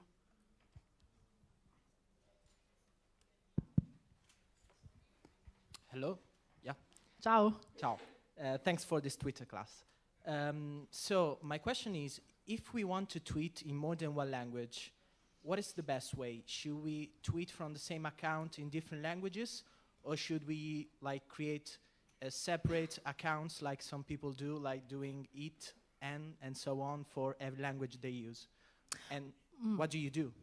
Well, that's a great question. Personally, I don't think there is a golden rule for this. Some people, depending also on how many followers they have who speak a certain language, might want to create a dedicated account to tweet in English. For example, if you, in your analytics, you will notice that most of your followers are from the US or the UK. You're assuming they speak English, so maybe you might want to focus on English at first. But I would personally create a double account only when it's really like a huge following in another language, and so because it's really hard to manage. So you want to save some time, and Twitter is very real time. You have to be very quick.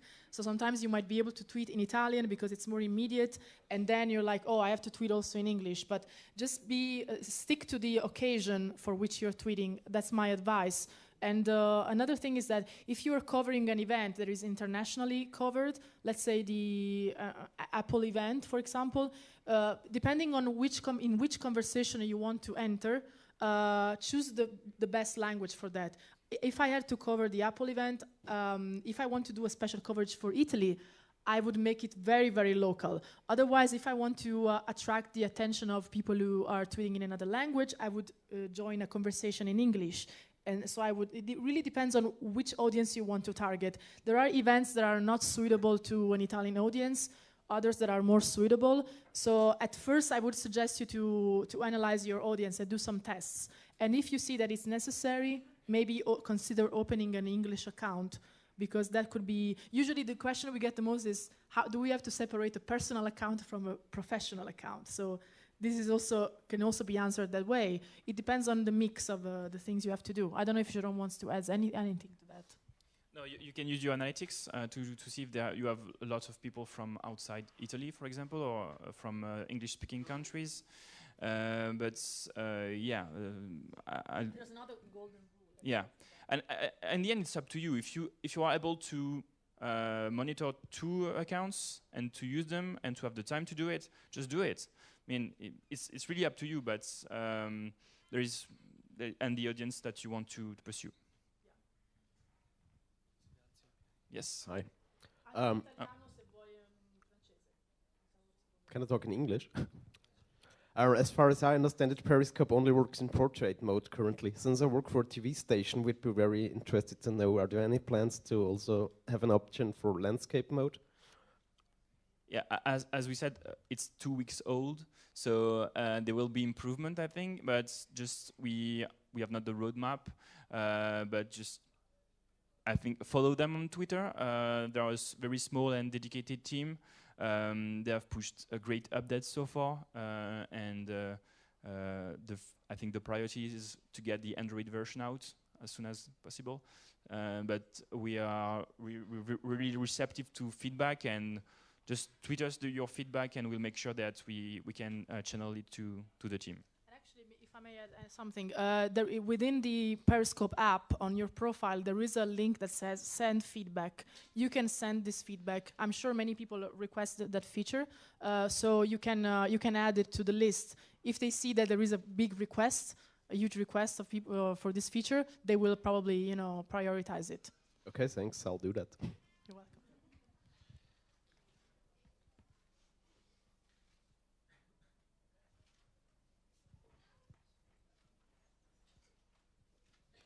Grazie per questa lezione. Non sono sicuro di aver capito quando hai parlato di reshare, cioè se intendevi retweetare diverse volte lo stesso tweet, cioè lo stesso mio tweet, e se Twitter usa delle policy diverse per video caricati direttamente nell'account o per video che invece linko da YouTube. Rispondo in italiano o in inglese? Italiano. Allora, come twittare in tempo reale, magari è meglio twittare diverse volte un tweet che ha avuto tanto engagement, perché magari tutti i followers non li avrà visto. Se twitta la mattina, magari quelli che si collegano di sera non lo vedono. Dunque, se ha ben funzionato una prima volta, può valere la pena di twittarlo una seconda volta. Lo stesso, sì, perché non si può retweetare un suo stesso tweet. E magari si può anche aggiungere un hashtag per dire che è già stato tweetato, ma non è obbligatorio. Più che altro è pensare a tweetare più volte uno stesso tweet se ha funzionato. Se uno che non ha funzionato magari non ne vale la pena, però se ha funzionato avrà un'altra udienza dopo. E dopo per il video si può o filmare 30 secondi con l'applicazione, o se no mettere un video di 30 secondi che è stato filmato con il telefono ma non in diretta.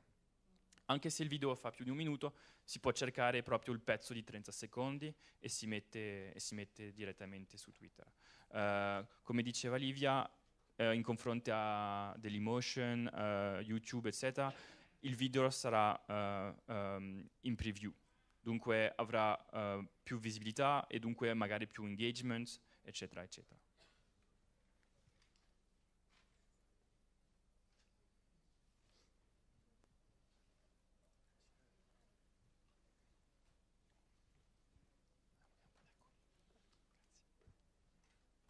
Sì, c'è un modo per coprire occhi o targhe o particolari sensibili quando sia da Periscope che quando metto delle fotografie su Twitter? No, non c'è. Sì, ci sono magari delle app per modificare una foto, o magari lo potete fare dal desktop, ma in mobilità con l'applicazione Twitter non si può. Ci sono filtri su Twitter per se volete migliorare delle foto, però non sono dei filtri per correggere, per fare del blur oppure... Sì, non sono filtri per modificare proprio l'immagine, quindi il contenuto dell'immagine. Magari si può usare un'altra applicazione, si scarica un'app proprio per il photo editing e lo si fa in pochi secondi comunque. Al momento però non è una caratteristica dell'app di Twitter. There was another question. I saw you there.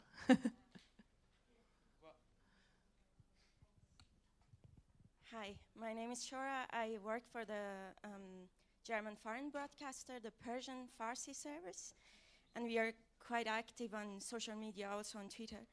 My question is, we have quite often users who send like spam kind of content, and I wanted to ask you what would be the most sustainable way to deal with that, to block them or to contact the support of Twitter? Would they then just come back with new accounts, or is there a way to really permanently deal with the situation? Well, both ways you want to answer? Yeah, the first step is to block them, and then to Block and report as well. yeah, and report the accounts. And then you can also maybe notify us, Livia or me, just to make sure that your report is taken into account as fast as possible. And then our anti-spam team will deal with the situation and verify if there is other accounts harassing you or linked to the accounts you reported. There are two buttons when you click on a user, block and report. So you can either just block or block and also file a report within the app at the same time, or desktop. So it depends on you. You know, if you just want to block this person but not report this person, it's okay. You can also not do it. Any other questions? Don't be shy. There's a question for you. How many languages do you speak, Jerome? 3, and Piemontese as well. But Good. Well done. Well done. So I don't see any other questions here. Wait. Okay. Oh, wait. Ciao, ne ho una io. Ciao. Ciao, mi sono sempre piaciute le liste di Twitter, quindi mi fa molto piacere che ne abbiate parlato molto oggi, però Twitter le liste le odia. No, non è vero, le mette molto nascoste per inserire, per trovarle, per iscriversi. Comunque anche nelle app è piuttosto difficile. Vi siete fatti un'idea a proposito? Sono, diciamo, delle feature molto più avanzate, come puoi immaginare, quindi probabilmente nell'esperienza che si vuole dare proprio all'utente, quella più semplice, si cerca di non andare proprio troppo nel dettaglio, però ci sono tantissime pagine che vi danno informazioni su come creare le liste, e poi eventi come questo servono proprio a parlare ad un pubblico che magari può farne un uso più specifico, e anche per il lavoro giornaliero, perché l'utente normale magari non sente il bisogno di crearle, così come magari chi invece come voi lavora in questo settore, per cui diciamo ci sono però molte informazioni, si possono reperire facilmente. Vedo che c'è Arianna Ciccone che ci onora della sua presenza. Per le liste soprattutto usate TweetDeck, che TweetDeck è proprio il tool che è fatto per voi, che siete degli power user. Su TweetDeck le liste sono facili da usare, dunque se avete da creare una lista o a mettere gente in una lista, usate TweetDeck, che sarà molto più facile. Altre domande? Any other questions?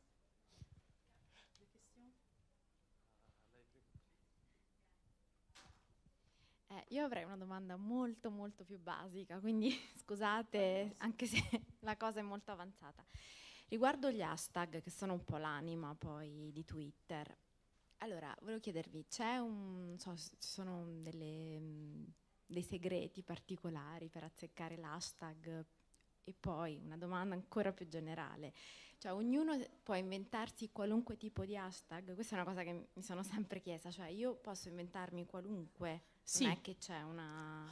Tu considera che l'hashtag è come una sorta di ombrello sotto il quale vanno a finire tutte le conversazioni che riguardano un tema, quindi molto spesso ci sono persone che per esempio fanno un tweet che dice, che ne so, sono a casa, mangio la pizza, e mettono il cancelletto prima di casa e poi pizza.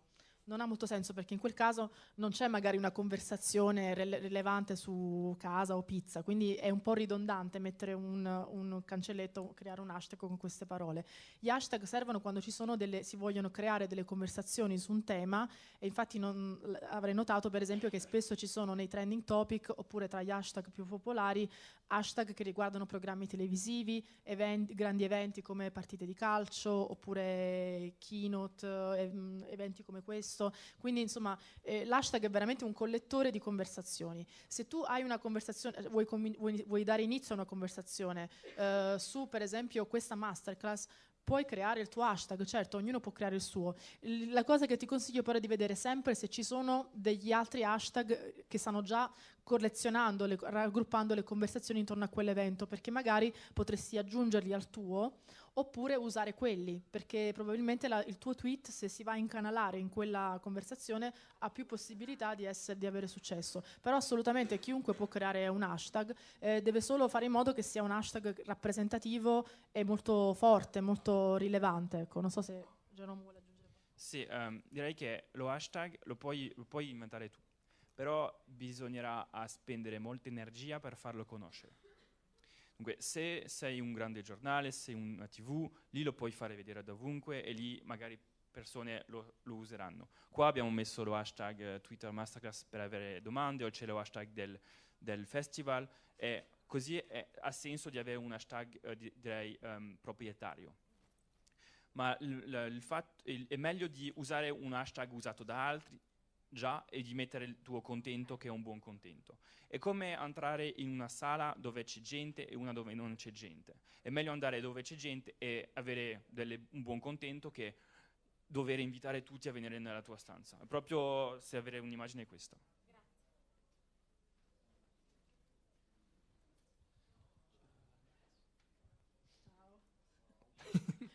Hi, my name is Tillman Wagner, also from the German foreign broadcaster, and I sent you a little question regarding the analytics that you showed, because I was always wondering how exactly are the views calculated? What exactly counts as a view?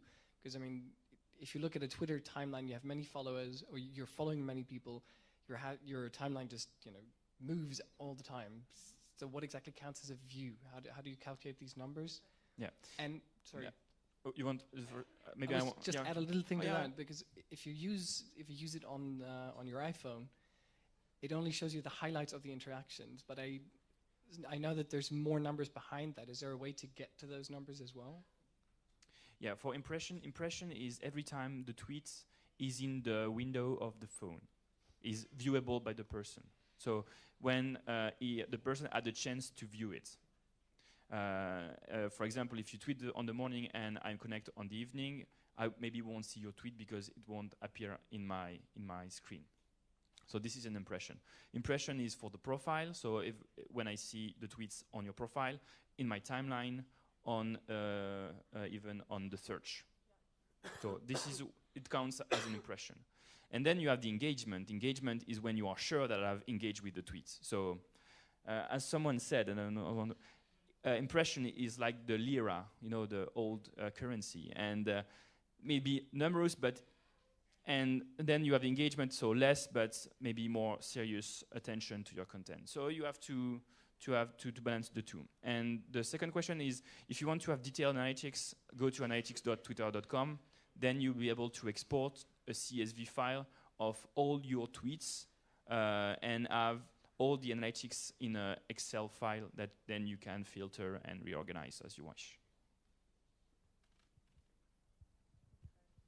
There is a question from TweetTech. How do you set Twitter so you always see all or top tweets, depending on your preference? Yeah, or you can do it on desktop, actually, yes. By default, it goes to most popular, because it assumes that you want to look for the most popular ones. But if you click on all, the tab all, you will see all the tweets in chronological order. But by default, when you search something, Twitter, the algorithm, tends to show you the most popular ones, because it assumes that you are looking for something specific, like a specific tweet that has been very popular in the past minutes or in the past hours. So it tries to save you some time by showing you by default the most popular ones. But of course, you can always search for chronologically. And on TweetDeck, you have only the chronological order, so it's easier.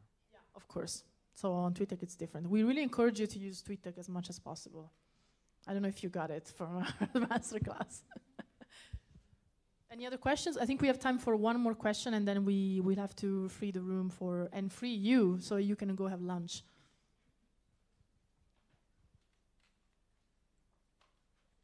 No more? Ok.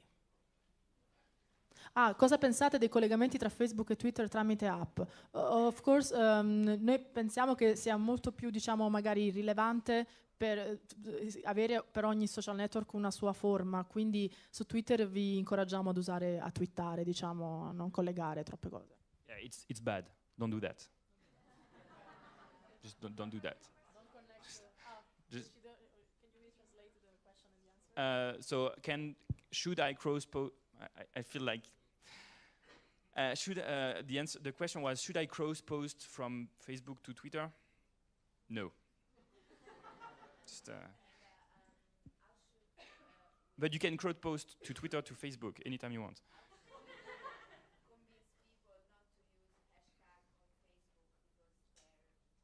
On Facebook. Yeah, I know.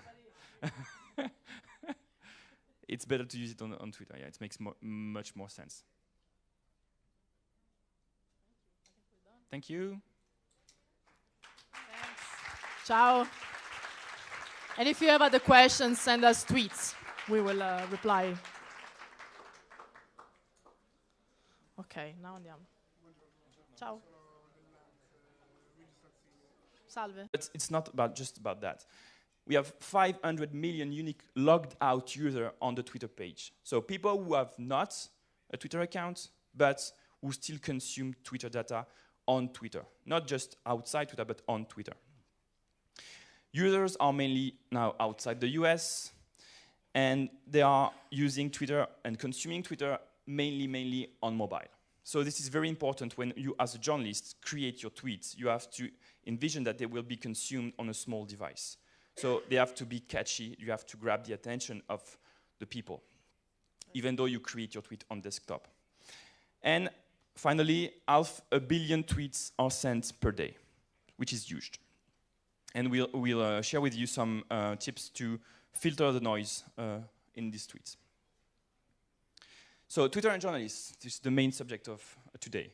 There are 4 dimensions that you can leverage with Twitter. So to detect news, to report it, to distribute it, and to engage with your audience. These are the 4 pillars of Twitter for journalists. The first and the major one is to detect. As we see, there are 288 accounts. This is 288 sources for you to exploit. So the basic part, and it may be trivial, but it's really important, is you have to curate your following. You have to be very strategic about who you follow. The second part is to create lists. You have to invest time in creating lists because it will pay off in the long term. And then you have to know how to search the tweets. Go ahead. So optimize your following. First, you have to customize. So follow every one of your sources, follow institutions, follow the people you talk to, follow the accounts related to your subjects. So you have to search for them. Second, follow your colleagues in your news organization, follow your counterparts. Learn by proxy, learn by experience. Maybe some journalists are more advanced than you are, so follow them and learn from them. And third, be aware. All your followings are public. So every account that you follow can be known. So just have it in mind when you follow an account. This is a screenshot of a website built by someone who created a list of the 1,000 accounts most commonly shared by the staff of the New York Times. This is a great example because obviously you have the New York Times on top, but you have also people outside of the New York Times that are followed by the staff. Someone from Mashable and someone from 538. How do you find these journalists or these people with the Twitter app? You search, for example, AP. Then you click at the It's a comedy show, actually. you didn't know that. It's all planned, and it should be exactly like this. So, and you're laughing, so it works. So it's perfect. And in this list, there are journalists from Le Monde, obviously, but also journalists from other medias and bystanders. It's a good way, and we'll see that afterwards, to curate sources. Okay. Next slide. Twitter is conversational. This is a big dimension of Twitter, and as you can see on the next slide, Je suis Charlie, you're probably familiar with this motto, was tweeted by someone as a picture. There is no text, there is no hashtag in this picture. And this person just tweeted like this. And immediately after that, people asked him if they were able to share it. Yep. And he said, yes, feel free to do it. Yep. And you see that newspapers, soccer clubs, international news organizations just keep sharing this image. Oh my gosh, it's my computer as well. I'm joking. So yeah, just maybe. Okay. Yeah. And the last dimension of Twitter is public and widely distributed. This is maybe the most unknown feature, the widely distributed part. This is a picture, and this is a drawing by Plantu, which is a very famous press drawer, and he drew something to pay his respect to his colleagues. As you can see, this tweet was retweeted more than 32,000 times on Twitter. And it was viewed on Twitter more than 2 million times, which is pretty huge. But if we take into account the embeds of the tweets, it was embedded in more than almost 70. Just too fast. It's too fast? Yeah, you're too fast. More than 70 news organizations embedded the tweets, and it was seen 22 million times. Okay. Really? Maybe I have to do it because we got stuck. As you can see it. So you have a very huge impact outside Twitter when you tweet, even as a journalist. You see, it's not me. And finally, Twitter is global. This is the conversation about Je suis Charlie, tweets with the hashtag Je suis Charlie. And as you see on this map, the conversation started in Europe, obviously, and then spread to the whole world. Few figures about Twitter usage in the world. We have 288 million users. Active user, so people who have an account and connects at least once a month to it. Very end of the search field on the icon, and it gives you a search, advanced search. You click on people, and then you have not tweets, but accounts related to AP. And then you can start following journalists from the AP. Or you can use a website, a third-party website called Follower Wonk that enables you to share inside the Twitter bios. So if I want to search for journalists from Corriere della Sera, I just type Corriere della Sera, and they are ranked by default by the number of followers. So this is a great way also to find new sources and to find new people. If they have it in the bio, of course. Yeah, if they have it in the bio, but this is best practice. And then create list. So create list. Rue 89, a French digital newspaper, creates every Sunday a list of accounts, not of journalists, because this is but of policemen, of justice, etc., etc. They search and they create this list. So creating a list enables you to monitor accounts without necessarily following them. You create a list. I created a list of all the French members of the Euro Parliament. I don't want to follow all of them. There are 70 of them, but I want to, once upon a time, check what they are tweeting about. So I put them in the list, and from time to time, I go check their tweets. How do you create a list? So you go on your profile, you click on the wheel, and then you click on list, and then you click the plus button, and you can create a list from your mobile app. This is a good way to do it on the go. You can set it private. If it's private, no one will know that it exists, only you, which can be useful from time to time. Then you can also see that this is my list. One of them is private, so only me and you now can see that this list exists. Otherwise, you can see it. And creating lists is also a good way to show that you are an expert on your field. So this is a French journalist, a political journalist, and if I go check on his profile and click on the wheel, I'll see that, clicking also on list, I'll see the list he has created, the public list he has created. And for example, he has created a list of French MP from the Socialist Party that are against the current government. So this is a good way to find them and to follow them. You can also, as a media, create lists of your journalists covering a given event. So this is during the attacks in Copenhagen. Le Monde created a list only about the journalists present at the scene. And when you create a public list, it's not just fixing a little hiccup that we experienced. So 30 seconds and we're going to start. Thank you for your patience.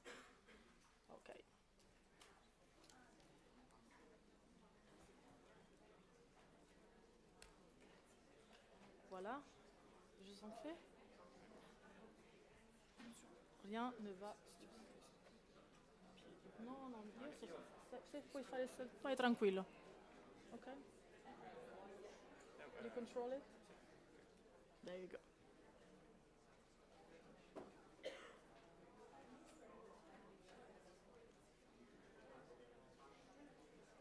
Siamo pronti? Faccio una piccola introduzione. Hi everyone, thank you for coming today. I am Livia Iacolare, Media Partnership Manager for Twitter Italy, and this is Jérôme Tomasini. You want to introduce yourself?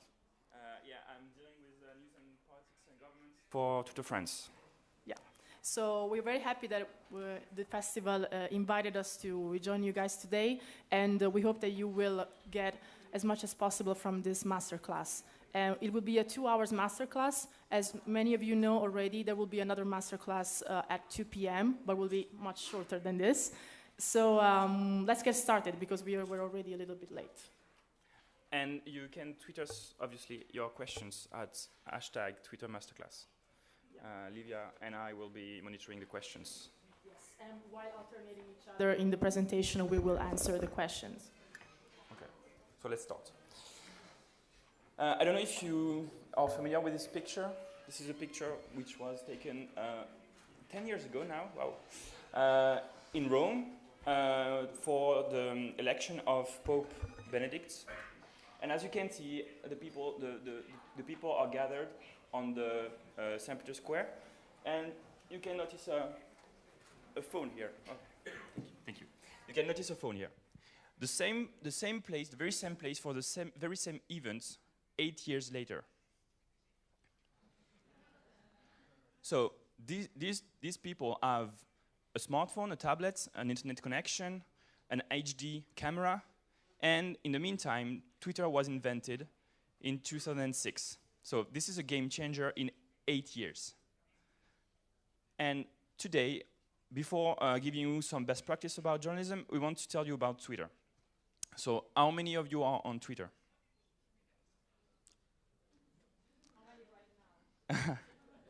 Not bad. So there are several characteristics that are very specific to Twitter. First, Twitter is real time. And for that, I want to show you these pictures from historical events. Before, we used to experience these events through the filters only of journalists. So the moon landing, the fall of the Berlin Wall, or the Tiananmen Square. And recently, thanks to Twitter, we can experience them right through the eyes of the people who are living it. So the Hudson River, the Arab Spring, or a fire in the Radio France. And this is the people in the events sharing what they are living. In January, unfortunately, a terrorist attack happened in France, in Paris. And these tweets are related to this event. They are the first tweets sent about that. It was by iTélé, which is a French news on air TV channel, and it was 11:35. 3 minutes after that, a Parisian, just heard gunshots in Paris, and he didn't watch iTélé, but he tweeted about that. He's not a journalist. Several minutes after that, another Parisian, which happened to live next to Charlie Hebdo headquarters, snapped this picture, which is a crime scene. He's not a journalist. Oh. What? I don't know.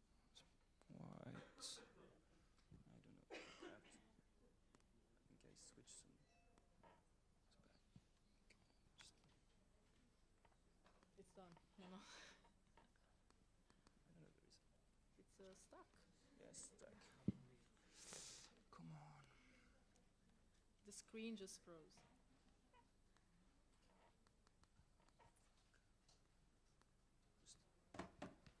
Possiamo avere un problema tecnico? Yeah.